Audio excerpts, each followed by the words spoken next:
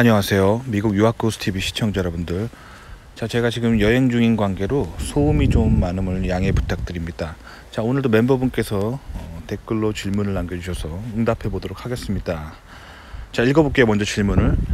제가 궁금한 게 한 가지 있습니다. 많은 분들이 한국에서의 삶이 만족스럽지 않다고 도피성으로 미국을 가게 되면 똑같이 불만족하거나 더 큰 실패를 맛볼 수 있다고들 정말 많이 이야기하는데요.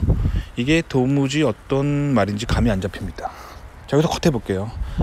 저도 그렇게 생각합니다. 사실입니다. 자, 그럼 제가 왜 그렇게 생각하는지 말씀드려 보도록 하겠습니다. 자, 일단 우리 인생은 항상 세상을 바라보는 뷰가 중요해요. 그 뷰를 고치셔야 돼요. 그래야 어디서든 행복할 수가 있습니다. 자, 대표적으로 제 친구들 중에 이런 애들이 많아요. 자, 한국에서 지방대를 나왔습니다. 지방대 나오신 분들은 한국이라는 학벌 사회 속에서 자, 어떤 고통을 많이 겪으시냐면 결국에 이제 학벌 사회 속에서 결국 자신들이 인정을 못 받고 소위 말하는 학벌 좋은 사람들이 이제 세상에서 잘 나가는 것들을 보면서 이제 본인이 열등감에 쌓이고 뭐 그러는 거잖아요. 그래서 이 지방대를 나왔기 때문에 그 열등감을 해결하기 위해서 미국 유학을 가려고 하는 사람도 있어요. 자, 그런 사람들은 미국 유학을 가게 되잖아요. 자, 이 미국에 유학을 가려고 하는 원동력이 뭐죠? 열등감이에요. 내가 지방대니까. 그래서 지금 한국에서 뭐 인서울의 명문대 나온 사람에 비해서 내가 못났기 때문에 내가 미국에 가면은 그래서 미국에서 뭐 석박사 학위를 좋은 데서 취득하게 되면 내 문제가 해결될 거라는 마인드로 미국에 건너가는 거잖아요. 그 미국에 가면 어떻게 되냐? 한국에서 날고긴다고 하는 소위 말하는 국가대표 선수급 공부계의 선수들이 이제 미국으로 다 석박사를 가거든요. 그럼 한국에서보다 더 학벌 좋고 더 똑똑한 사람들을 바라보게 된다는 거죠. 그래서 한국에서보다 열등감이 더 커지는 거예요. 무슨 말이냐면 예를 들어 봅시다. 한국에서 내가 뭐 한국에서 100등 정도 하는 3류대를 나왔다고 쳐봐요. 근데 주변에 인서울에 뭐 10등 정도 하는 학교 나온 사람들이 있어서 내가 느끼는 뭐 열등감을 수치로 나타낼 수 없지만 뭐 대충 한번 나타내 봅시다. 100 빼기 10 해봅시다. 100 빼기 10 해봅시다. 내가 나온 학교는 100등인데 내 주변 사람들은 10등짜리 학교를 나왔어요. 내가 느끼는 열등감 레벨이 90등이라고 쳐봅시다. 90 레벨. 근데 미국에 갔는데 나는 여전히 내 자존감은 변함이 없는데 이제 미국에서 만나는 한인들은 랭킹 1등하는 학교 출신이고 그 안에서도 랭킹 1등하는 학교 안에서도 탑을 찍은 인간들을 미국에서 만나게 되는 거죠. 그러면 내 열등감 레벨은 90에서 99.9로 확 올라가게 되는 거죠. 이런 식이에요. 근데 미국에서는 단순히 공부만 잘하는 한국 사람들이 많이 오는 게 아니라 돈도 많아요, 이 사람들은. 그래서 열등감이 깊어지게 되는 거예요. 실제로 정말로 그렇습니다. 그래서 이 열등감 문제를 해결해야 돼요. 그러니까 열등감이 드라이브하는 삶이 된다면 미국에서는 훨씬 더 괴롭고 힘든 삶이 기다리고 있는 겁니다. 아시겠죠? 그렇기 때문에 도피성으로 유학 가는 거는 건강하지 않아요. 자, 이번에는 님이 말씀하신 케이스를 얘기해 봅시다. 한국 직장 생활에서 행복한 사람이 몇이나 있다고. 직장 내 정치질, 과다한 복종, 갑질, 이러한 부분이 신물나서 미국에 건너간다. 자, 마찬가지예요.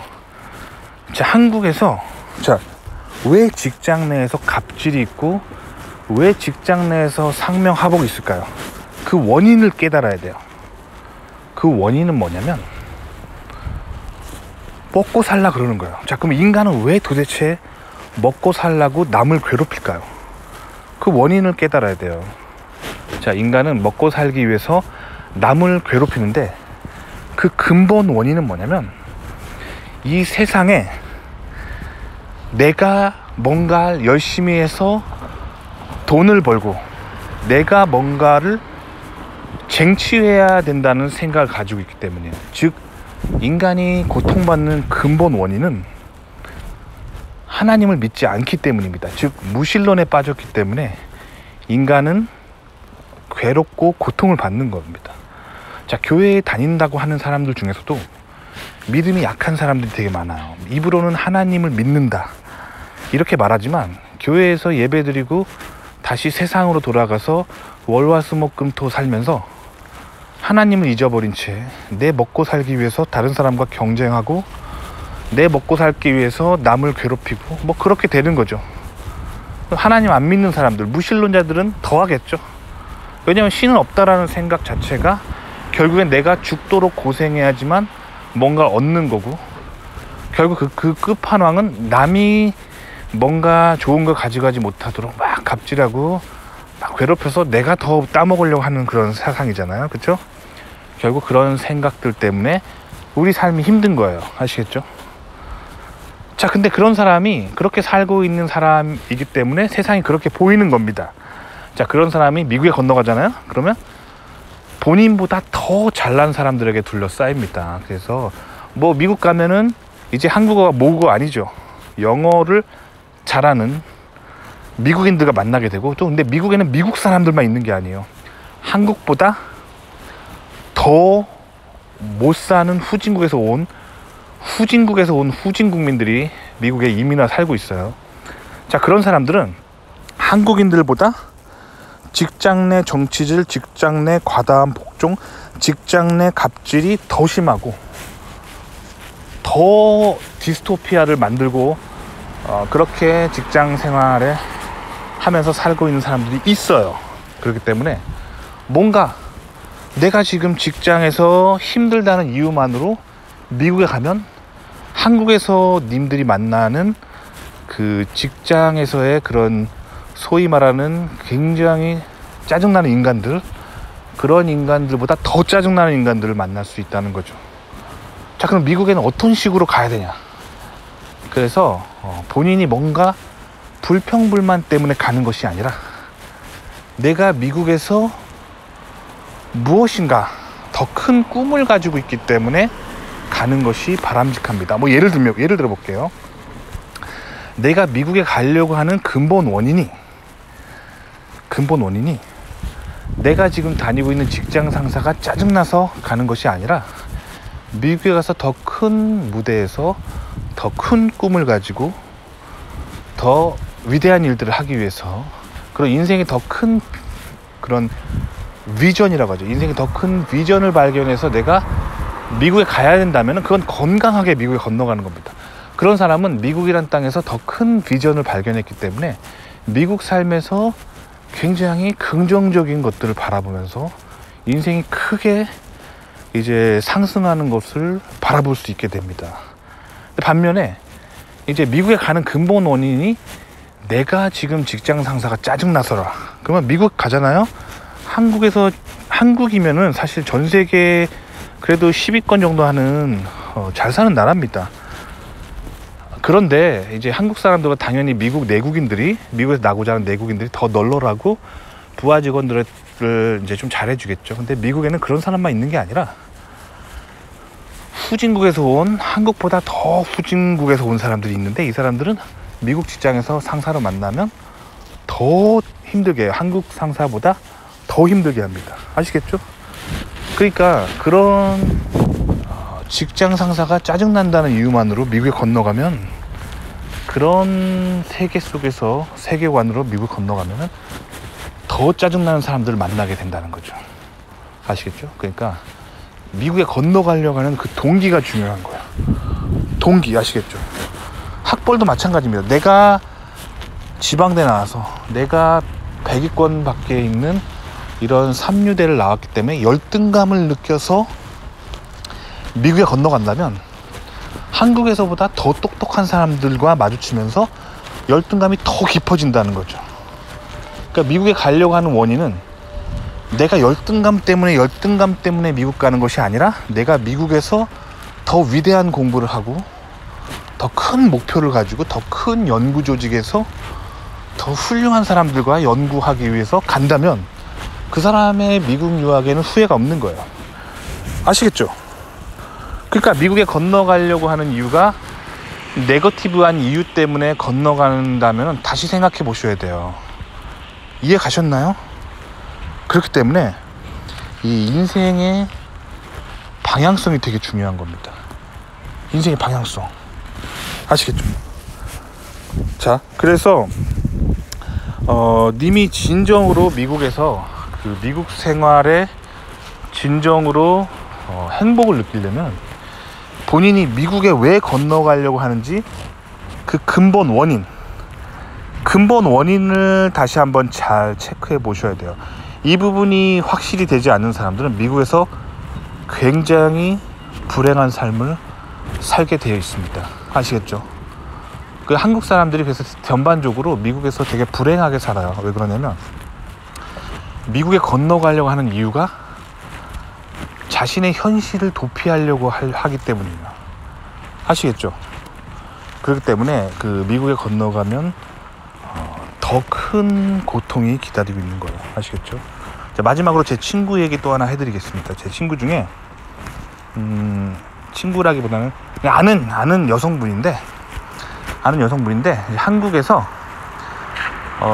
굉장히 그 남자에 대한 큰 상처가 있는 그 여사친이 있었어요. 그러니까 한국에서 어린 나이에 남자를 사귀었는데 이제 한국 남자에 대한 굉장히 큰 상처를 받은 거죠. 그래서 나는 한국 남자랑은 이제 결혼하고 싶지 않다. 다시는 연애하고 싶지 않다. 이런 부정적인 마음을 가지게 된 거죠. 그래서 한국에서 그 미국인들이 많이 오는 그런 외국인들이 오는 지역들 있잖아요. 그런데 술집에 다니면서 계속 술을 마시면서 거기서 미국 남자를 만난 거예요. 자, 근데 이 여자분이 남자를 만나게 된 원동력이 뭐죠? 한국 남자에 대한 큰 상처를 받았기 때문에 한국 남자에 대한 부정적인 인상 때문에 다시는 한국 남자를 만나지 않겠다 라는 다짐으로 그렇게 된 거잖아요. 근데 사실 한국에는 좋은 남자들도 많아요. 그런데 이 문제는 이 여자가 남자를 선택하게 된 동기죠. 그 본인이 안 좋은 한국 남자를 만난 뒤로 한국 남자는 다시는 만나지 않겠다 라는 이런 네거티브한 그 생각들이 동기가 돼서 그 미국인들이 많이 다니는 한국의 그런 나이트클럽 같은데 뭐 술집 이런 데를 전전하면서 이제 아무래도 외로우니까 외로움 채우기 전전하다가 미국에서 온 남자를 만난 거예요. 한국에서. 그래서 그 남자가 한국 남자가 아니기 때문에 그 남자를 선택한 거예요. 자, 근데 술집 다니면서 만난 사람치고 건강한 사람이 없습니다. 아시겠죠? 왜냐면 술집에 오는 그렇게 사람들 대부분 왜 오죠? 인생 스트레스 받고 즐기려고 오는 사람들이잖아요. 건전하고 건강한 인간들, 건강한 만남이 될 수는 없는 거예요. 그래서 결국엔 그 여자분이 그 미국인 남자랑 결혼했어요. 이 백인 미국인 남자랑 결혼했는데, 자, 일반적으로 이제 백인들 보잖아요. 백인들 보면 교회 다니는 사람 되게 많아요. 왜 그런지 아시죠? 미국의 정서 자체가 이제 개신교적인 컬처가 있기 때문에 백인들 보면은 이제 개신교 교회를 다니고 굉장히 착실하게 사는 백인들이 굉장히 많아요. 근데 이 한국까지, 아시아까지 혼자 와서 살고 있는 백인들도 좀 뭐 평범한 사람은 아닌 거죠. 그냥 백인 부모님들도 자식들한테 잔소리 많이 합니다. 어떤 잔소리 많이 하냐면 아시아 같은데 막 가서 이상한 여자 만나고 다니지 말라, 이런 고민들은 미국 부모들도 하는 거예요. 근데 결국 이 남자는 가정교육을 제대로 못 받은 남자죠. 그리고 돈도 없고, 그러니까 물가 싼 한국 같은 데 와서 살면서 돈은 없는데 이제 미국에서 왔다는 이유만으로 또 미국 남자라고 좋아하는 또 그런 여자들 있죠. 그런 여자들을 또 꼬시려고 막 온 거예요. 그래서 맨날 나이트클럽 다니고 그러다가 둘이 만난 거예요. 둘이 만나가지고 결혼해가지고 왔는데, 하여튼 이 사람을 제가 어떻게 알게 됐냐면, 예전에 제가 미국 살 때 저희 그 옆집에 살던 그 한국인 여성분이었는데 미국 남자랑 결혼했더라고요. 근데 어쨌든 그렇게 건강하지 않은 동기로 결혼하니까 나중에는 이 여성분이 미국에 와서 마약 중독자가 됩니다. 그래서 남편이 알고 봤더니 마약 중독자였던 거예요. 그래서 미국에 와서 둘이 맨날 밤마다 소위 말하는 그 뽕 빠는 거죠. 둘이 뽕 빨고 막 그러다가 처음엔 저희가 이런 사람인지 몰랐어요. 한국 사람이니까, 한국 여자분이니까, 또 그 집 애가 있었어요. 애가 저희 애랑 또 동갑이어가지고 우연히 또 여자는 한국 사람이고 애는 또 우리 애랑 동갑이니까 친하게 지냈어요. 처음엔 마약 중독자인지 몰랐습니다. 근데 이제 나이가 아니라 시간이 좀 지나서 이제 좀 친해지면서 이제 저희가 뭐랄까 서로 이제 교류하고 막 그러다 보니까 나중에는 저희 와이프랑 저에게 마약을 권하더라고요. 마약.